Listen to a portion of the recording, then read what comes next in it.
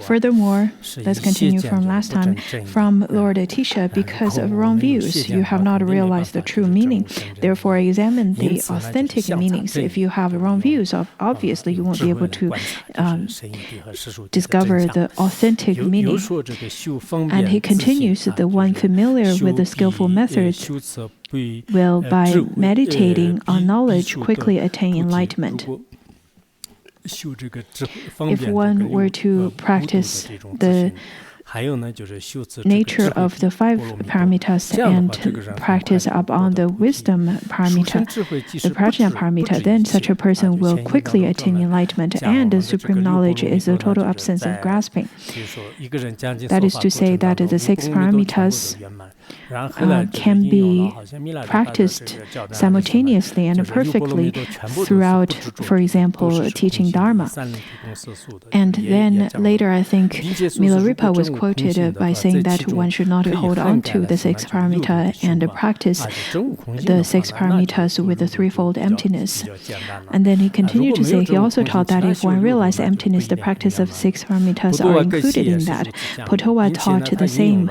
To explain it, he quoted the Paramita Compendium, saying that for those who train in the Paramita of knowledge, all paramitas are included in that. So all paramitas can be trained within the ground of paramita of knowledge. Without the prajna paramita, then the 5 other paramitas are simply like blinds led by a blind. Gompawa explained the root of knowledge comes down to looking into one's mind. These statements demonstrate how one must meditate on emptiness, how the supreme wisdom is to realize lack of reality. Both method and knowledge must be complete and so forth. So the root of knowledge comes from looking within one's nature of mind.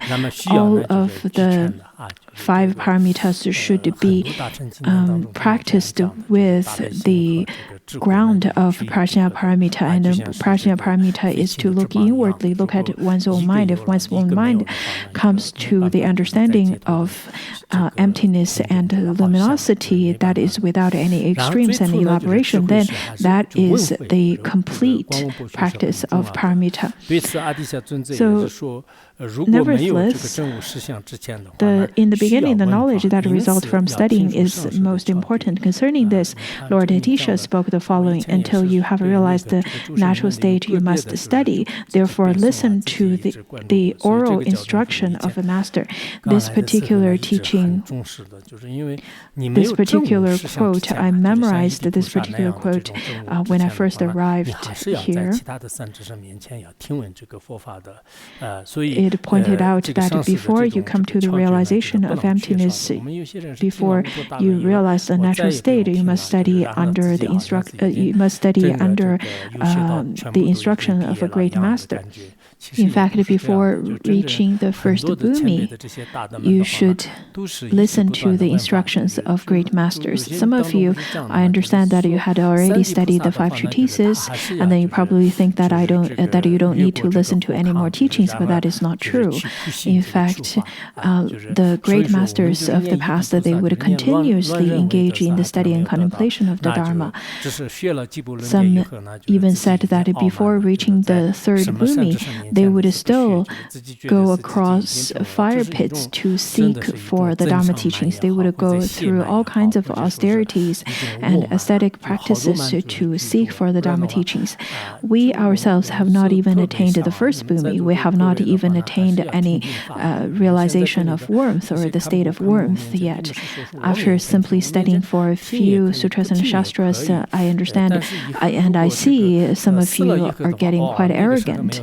This kind of excessive arrogance, this kind of wrong arrogance or arrogance or pride about oneself is completely distracting. So I really hope that whenever you have time, you should listen to the Dharma teachings in front of Khenpos and Khenmos, not necessarily in front of me. In front of me, it is not necessary to hold on to that you have to listen to the Dharma in front of me.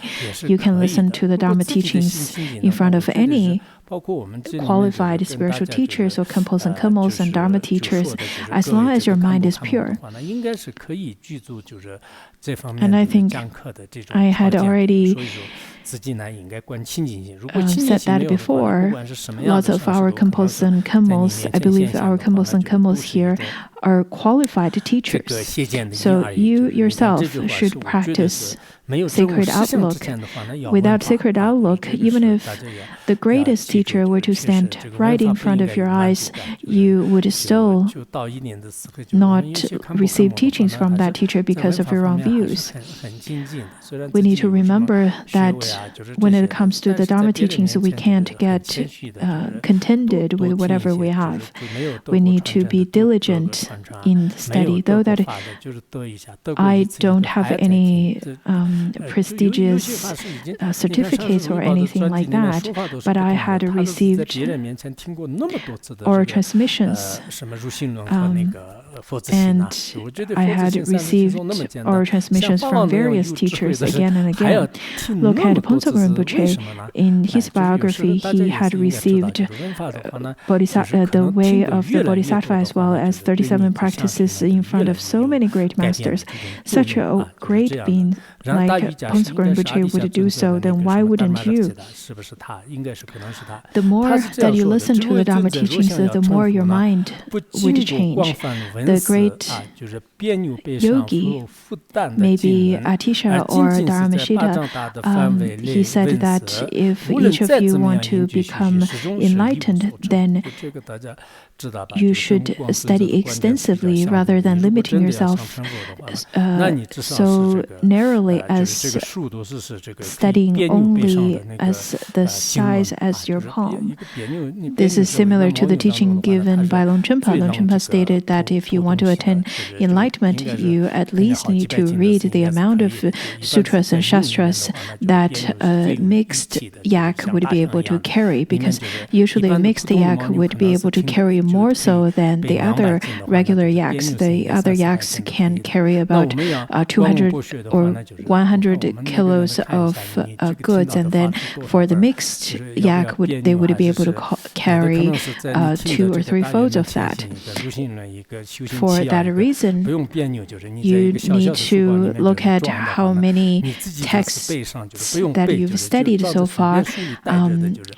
When you count it, you have probably received the preliminary teachings of the words of my perfect teacher, and then the 37 practices, and then the 7 practices of training the mind, and then words of and then the way of Bodhisattva.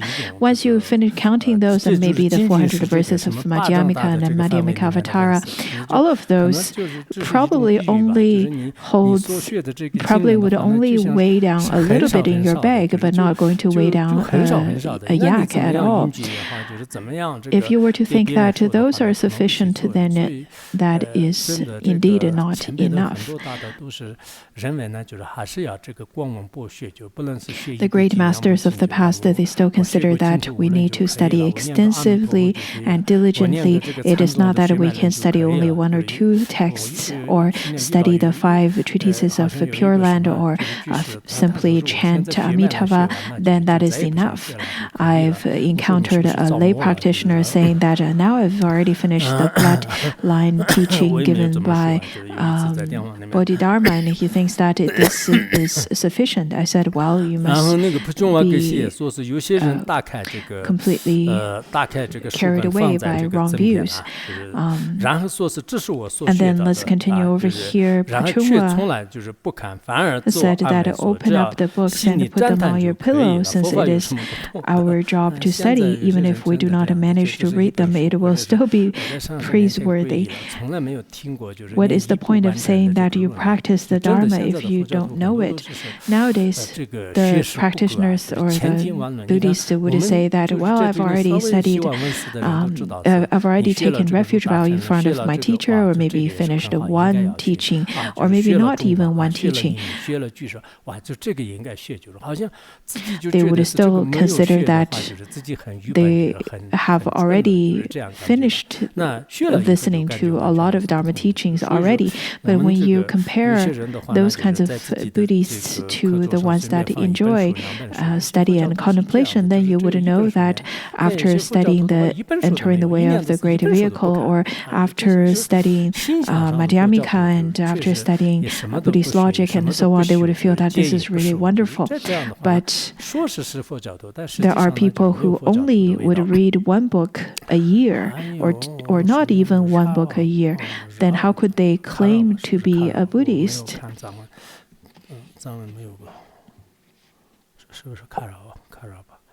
And then from Sharawa, he said that until one has become enlightened, there is no end to pursuing studies. When one has become enlightened, one's studies are over.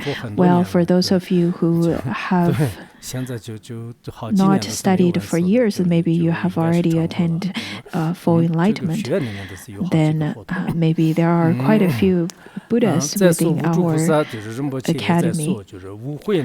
Furthermore, from Gyaltse Tokme himself, without knowledge you will not traverse the path to liberation, so gain learning in the profound meaning of the true truth. And also, the five of generosity and so forth depend on knowledge to become paramitas. Hence, intending to make all phenomena become the path of enlightenment, you should train in the paramita of knowledge more to accomplish the great purpose with the four meaningful means of magnetizing.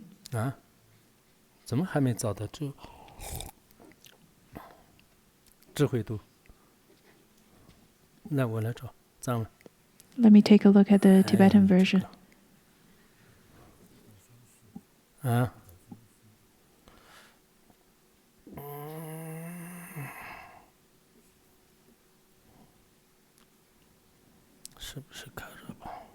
Is it Karakpa who said that?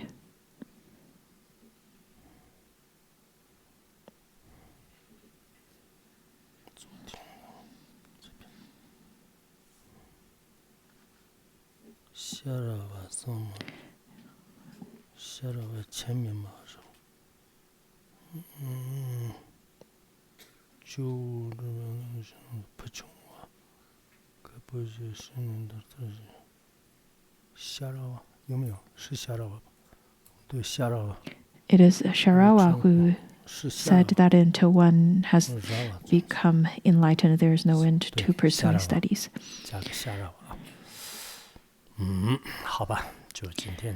Okay, so let's stop here today. Thus, the Noble One aspired to train the three kinds of knowledge and practice accordingly.